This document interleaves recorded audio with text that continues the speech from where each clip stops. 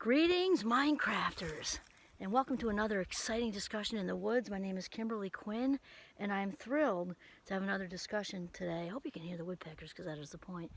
This is like an extension of the same hike I'm on with little G, and am so incredibly inspired by the woodpeckers at this minute, because they're speaking loudly to me. So are the chickadees, actually, but we'll get there in a second. So here's the thing.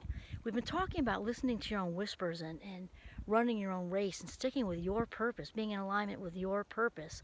And we can't do anybody else's purpose. You know, I'm trying to think of when our kids were little, watching American Idol, and that's all so cool, lots of shiny objects, great singers. And if that's meant to be for you, that'll be you, and it'll be great. But if that's not your path, you're not, oops, no bear, okay, good. That's not your path, that's not for you. You gotta be the best, whatever it is you're meant to do. And there are nearly 8 billion people on this earth with 8 billion unique snowflake cells, right? We're all unique like snowflakes. Kind of cheesy, but it's true. And so here's the woodpecker thing that just inspired me.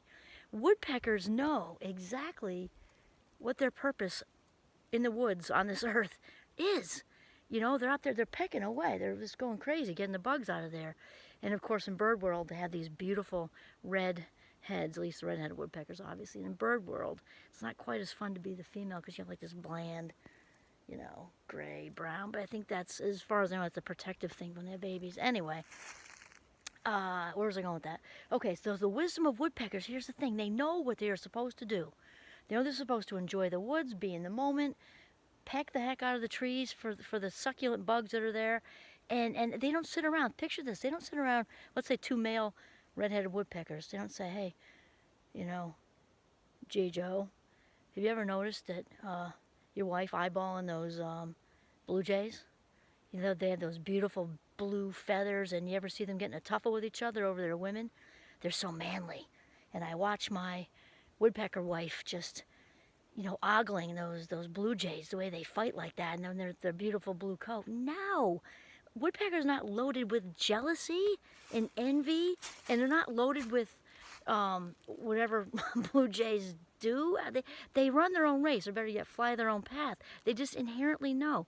Woodpeckers listen to their own whispers, and so do the jays. The jays aren't like, oh man, I wish I had a better beak. You know, you watch those woodpeckers up there, they really got it going on. I got to fight more for my food. They're just built for, you know, being up high in the trees, and it just seems so much easier for them. You know, I could be a better provider if I were a woodpecker. No, they all know what to do. And the little chickadees are like this big. They're not saying, oh, gee, I wish I could be an eagle someday. You know, they're just doing their little chickadee thing and singing their beautiful tune. And there's wisdom to be found here, because we all have an authentic purpose. And the only way to find this out is actually to make, the only really effort involved, honestly, is to make the time to listen. To just listen. It's kind of like an effort to make a lack of effort, if that makes any sense. Because if you're making a huge effort to be yourself, you're not being yourself.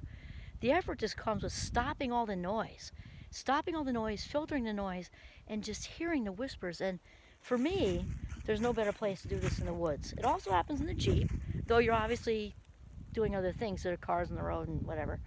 I don't listen to music in the Jeep usually, unless I have the need to bounce to Aretha Franklin, but usually I'm just quiet, things come. The woods, the whispers just come, and I know for a fact that my main theme, I'm a creativity person, I'm a freedom person and all that, but the main theme is, I know I was put on this earth to help people see their own value. I just know that's true. It's part of my whole path. From the second I was born until this minute, it being a fabulous 57.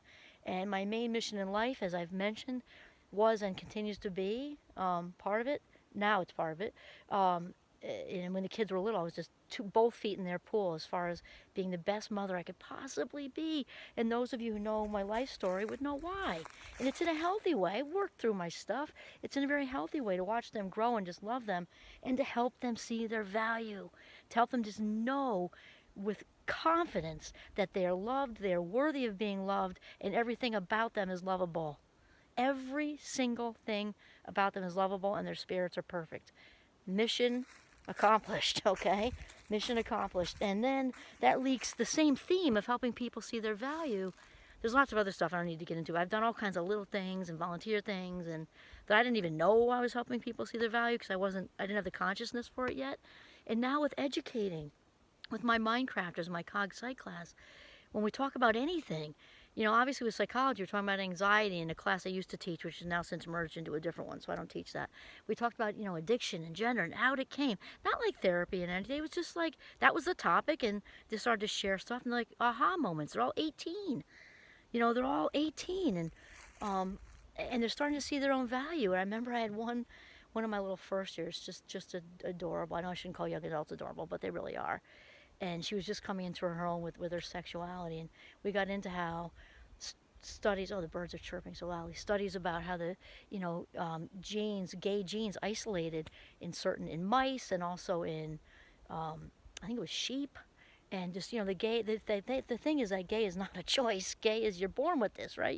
You are born the wonderful self who you are. You're born with brown eyes. You're born being, you know, you're eventually going to be 5'2" or 6'4", and you're born being gay, right? And it was so completely liberating for her. And right in that moment, which wasn't planned, it just kind of happened.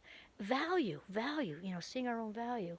And also my other role is the well-being and success coach that I also do. There's so many presentations to students, faculty, and staff, and also Defense Against the Dark Arts is all about, even the name is borrowed from Harry Potter, but it's all about coming up with, you know, shields and strategies to defend against anything that tells us. Whoop, nope, okay, for a second, false alarm. Or it might be a bear. I think it was just me moving around. To defend against anything that runs contrary to that main theme of I am enough, I am valuable, I am worthy. Even though we do fun stuff and it's not so intense like that. It's just a nice fluid conversation, very much student-centered. I'm kind of watching, but they're doing their own thing. And value, students finding their value, faculty, staff being able to see their own value. And obviously that started with my kids seeing their own value. I know I know I'm in alignment when I'm doing something, or with a conversation. Doesn't have to be necessarily a big thing. And I'm often not even aware of it because it's just natural. And when you are in alignment with your authentic purpose, it is just natural. It just flows. And you also know by how you feel. Oprah says this too, but I've been saying it also forever, as she has. You know when you're doing your calling, when you're on your purpose, whether it's paying or not. Okay, whether it's being a mother, whether it's volunteer, whether it's your career, calling, hopefully calling, that's the highest level, job, career, calling, when I'm put on this earth to do, you know by how you feel. And she says something that I've said to my students forever. I think I've been at Champlain 12 years, and also I've taught at CCV, and I say the same thing to them. If I love teaching so much, which also gels with my other job with the presentations, I love educating so much that if I hit the lottery tomorrow, I would still do it for free. Absolutely. It just fills my spirit, feeds me. And you know that you're in alignment when you feel like you got the world by the ass, and that you would do whatever it was for free. If it were possible for you to do it for free, you would still do it. And maybe not at the same speed. You know, like with me, the teaching example, I might not teach 4 classes. I might teach 2 eventually. But I don't have any intention of totally retiring and stopping. No way. Like, why would you stop doing what you love? Does that make any logical sense? No. It just, it just doesn't.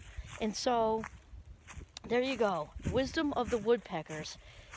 It all comes within. The answers are all here. And it's ridiculous how we often are looking for the solutions and the purpose and everything out here. It's not out here. It's that divine connection that connects all of us. Right? That's why we were here. When we just listen, it becomes so evident. It becomes so incredibly obvious. Okay.